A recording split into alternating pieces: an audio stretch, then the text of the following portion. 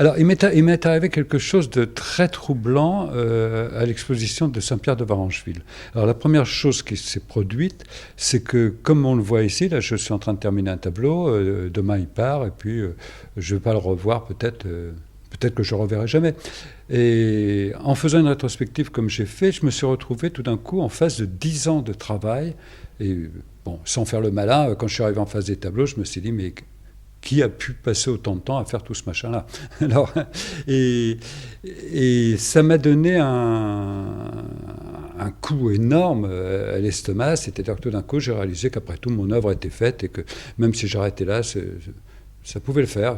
Bon, c'était comme ça. On n'aime pas, mais c'était fait. Et donc, je me retrouve quelque part au pied du mur. Soit je répète ce que j'ai déjà fait, soit je pars vers d'autres recherches plus complexes qui m'étonneront, puisque le but, c'est de m'étonner moi-même en premier. Puis après, si d'autres y trouvent leur compte, tant mieux.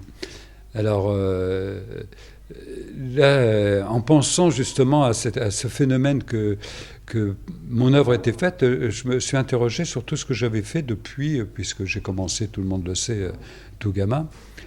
Et là, j'ai vu revenir des tableaux qui avaient été vendus il y a 30 ou 40 ans, et dont, hélas, les propriétaires étaient partis au paradis. Donc, ces tableaux étaient passés en vente publique, avaient changé de main, etc.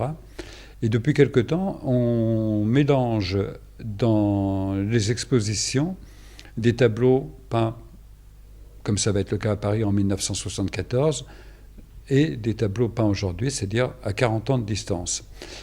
Alors, le challenge, c'est de dire que quand on est artiste, c'est une espèce de maladie qui vous fait vous gratter toujours à la même place pour faire sortir quelque chose.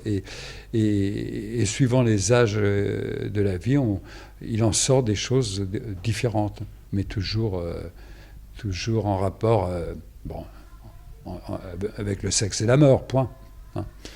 Toujours ça.